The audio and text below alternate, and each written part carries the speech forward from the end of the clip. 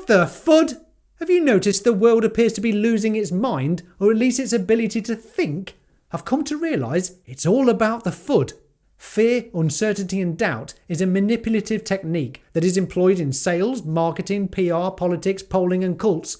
It involves spreading negative or false information to shape perception, and relies on the appeal to negativity, anxiety and fear, playing on our ancient instincts. Sensationalist headlines grab us right in the gut, and so we click, buy or watch. Couple this with a world where mainstream media is now monitored on its success by the number of clicks rather than the quality of journalism, and we have a big societal problem. But even with so much polarisation on every subject, some people are waking up and recognising that almost everything we read and are told is incorrect. Yet unfortunately, these stories get embedded into people's brains and regurgitated as so-called facts.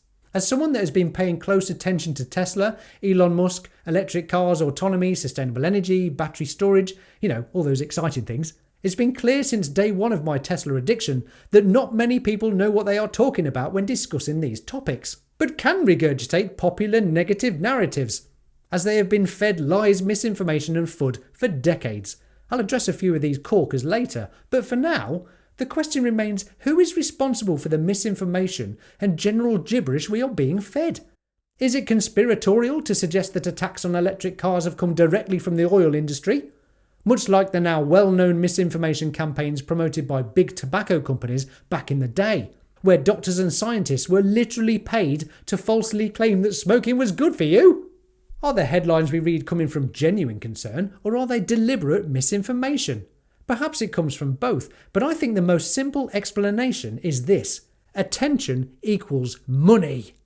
And that money comes from eyeballs on 24/7 breaking news, headline-grabbing newspapers aimed to shock you into wanting to buy it, clickbait adverts and thumbnails all over YouTube.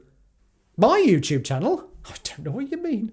Once you've spotted this, there's no going back. Clickbait is everywhere. Clickbait is a text or thumbnail link that is designed to attract attention and to entice users to follow that link and read, view or listen to the linked piece of online content, being typically deceptive, sensationalized or otherwise misleading.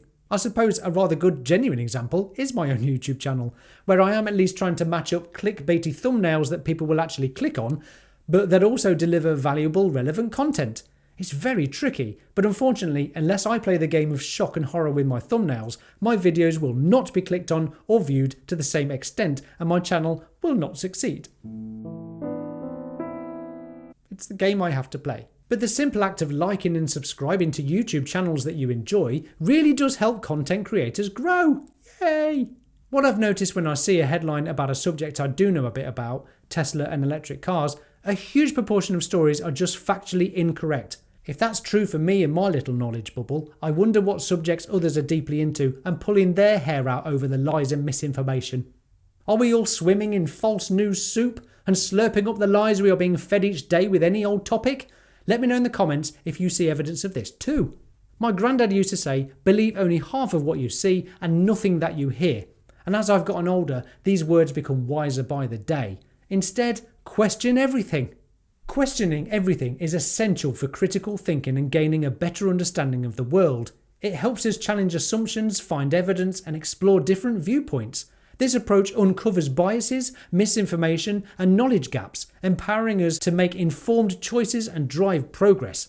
Embracing questions lead to continuous learning and a more enlightened society, just what we need. It is critical thinking that is so sparse in our world today. Are we taught to think critically at school, question other people's beliefs, or look at evidence and facts over accepting people's delusions? I think not. When I read a news article now, I question who wrote it, who funds this news organisation, are there biases or potential limitations on truthful reporting? And in most cases, there are. Conflicts of interest. An example of this might be news networks with sponsors. America is brought to you by Pfizer. CBS Health Watch sponsored by Pfizer. Anderson Cooper 360. Brought to you by Pfizer. ABC News Nightline. Brought to you by Pfizer. making a difference. Brought to you by Pfizer. CNN Tonight. Brought to you by Pfizer. Early Start. Brought to you by Pfizer. Friday night on Aaron Burnett Out Front. Brought to you by Pfizer. This week with George Stephanopoulos is brought to you by Pfizer. This weather report brought to you by Pfizer. Today's countdown to the royal wedding is brought to you by Pfizer. How could news reporters possibly speak freely or question pharmaceutical motives when sponsors account for vast sums of revenue they literally pay to keep the lights on? The answer? They cannot speak freely against their sponsors. Or how about an old school newspaper covered with car company adverts that if you spoke against or even highlighted their negative sides would take their ad revenue money elsewhere?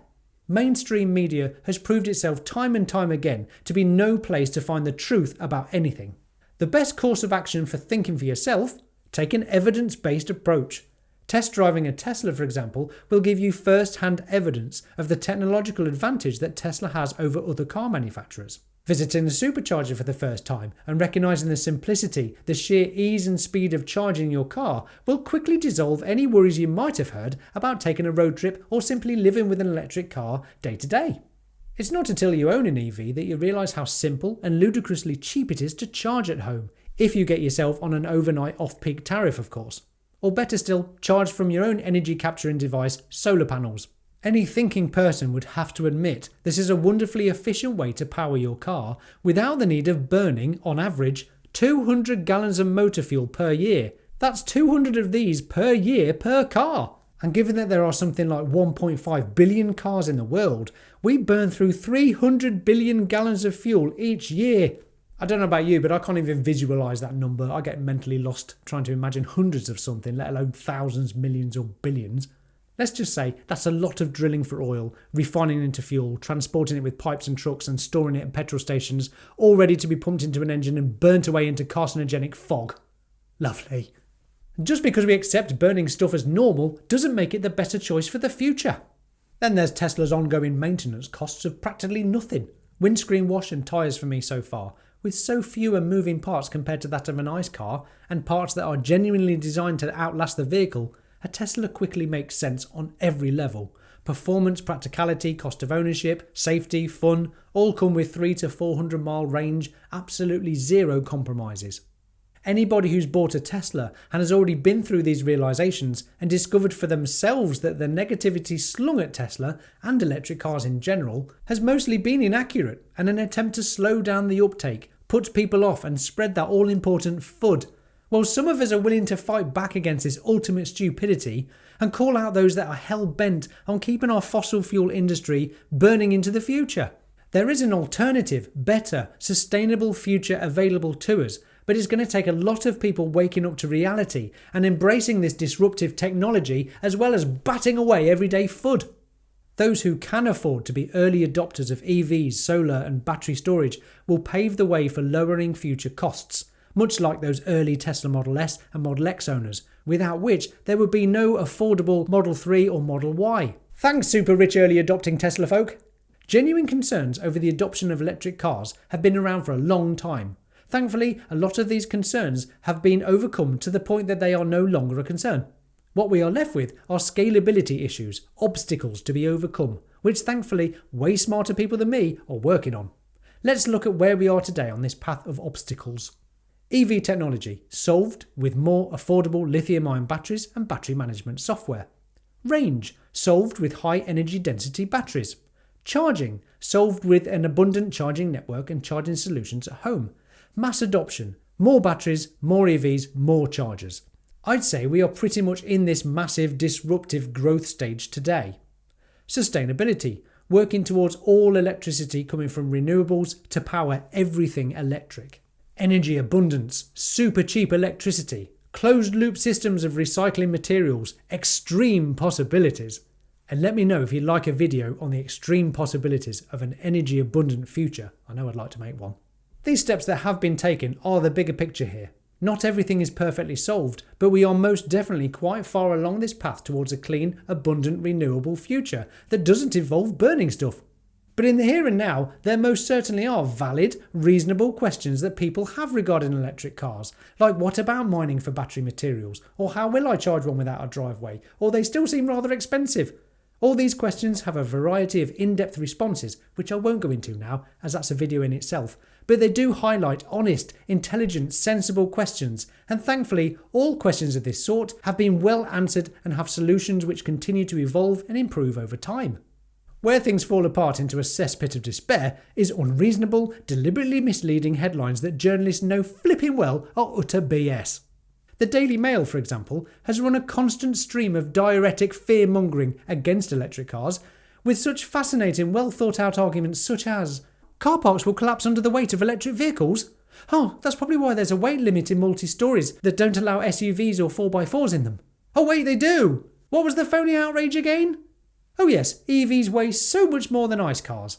There's not much difference when you actually look at some evidence. The weight of that battery pack is perhaps roughly equal to that great big lump of an engine, plus fuel pumps, oil, clutch, gearbox, fuel tank, liquid fuel, exhaust, all those bits and bobs that EVs do without. So bravo Daily Mail for the deliberately idiotic successful clickbait of that whopper. Again, proving your excellent value to society with your forward-looking statements. Oh, but don't just worry about the multi-storey car parks, but bridges could collapse too, and we'll struggle with the extra weight of electric vehicles. Here's some shocking footage of an electric car trying to go over a bridge. Ah! It's not like bridges were engineered to carry the weight of lorries, is it? And as I've already pointed out, most electric cars weigh less than gas-guzzling SUVs and Chelsea tractors anyway. Where was the phony outrage about bridges collapsing when they became popular, dear son? Pothole damage from electric cars is double that of a petrol, Telegraph data shows. Just a few words needed here. Lorries, vans, buses, tractors, SUVs, 4x4s, twinned with poor highway maintenance. Nothing to do with electric cars, but an amazing smear campaign nevertheless from the Telegraph this time. Bravo, you plonkers. EVs are sending toxic tyre particles into the water, the soil and the air. Contrary to what many people think, EV drivers need not worry about rapid tyre wear, quite so much as they are being told. Tyres on electric vehicles will wear down just as quickly as internal combustion engine tyres. If you drive your EV like you stole it though, you will of course wear through those tyres just as quickly as if you were driving any fast car. Obviously, every vehicle on the road produces tyre wear. That includes every SUV, bus, lorry, taxi, every boy racer, every ancient driver. Not much can be done about that for the time being, until the great tyre people of the world invent everlasting tyres. No doubt Elon Musk will be on the case just as soon as he's solved the rest of the world's problems. So worst case, EVs are equally as polluting with tyre wear as every other vehicle on the road. Trying to put the blame solely on EVs, as Mr. Zipper from The Atlantic is doing in this article, is quite frankly disgusting journalism, and he should flipping well hang his head in shame at the very least. EVs are more polluting due to brake dust. Nope, this one's in the bag and no amount of BS is going to penetrate these walls. As an electric car driver of 4 years, I can say firsthand I barely ever use my brakes. In fact, I notice a strange delight when I do use them. Regenerative braking slows an EV down using its motor. Take your foot off the accelerator, and the pull you feel from the motor's regen not only slows the car as if gradually braking, but it stores that kinetic energy back into the batteries. Genius! That means EV drivers barely touch their brakes. My brake pads are as good as new. Some Tesla drivers have noted brake pads lasting over 250,000 miles, well outlasting the average vehicle age. Stick that up your dirty exhaust mainstream media. Historical doom and gloomers. Imagine for a moment being around in the late 1800s, when internal combustion engines were about to become mainstream around the world. Can you imagine the mockery, the roars of laughter coming from pubs and friends and family when you might have suggested buying one of these new fandangled cars? What are you going to do when you run out of petrol? There's no petrol stations, you pelonka. And what if it breaks down? My horse never breaks down, do you? Oh, how we've moved on as a species. The future is as bright as we make it. I'd sooner live my life hopeful that we can solve problems, improve our future, face up to real facts, and have an impact with the changes that we all make. We are not going to get a better future by listening to miserable, misleading mainstream media FUD spewed to us through very well-funded clickbait.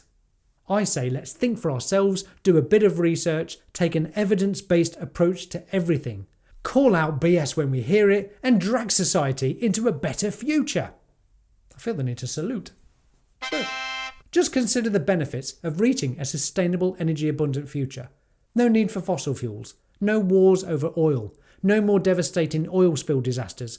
Cleaner air for all life on Earth. No need to burn stuff and cause pollution. And regardless on your stance on the supposed imminent threat of climate change, there is surely and hopefully an innate desire within us all to ensure the viability of this planet for generations yet to come. And we're only going to get there by progressing into a better future and shedding the stupidity of the things holding us back today. So there we go. Is FUD all around us? I'd love to hear any opinions you might have in the comments below. Do like and subscribe and hit that little bell end button to be notified of my next video. Thank you so much for watching and thanks for your support in helping my little channel grow.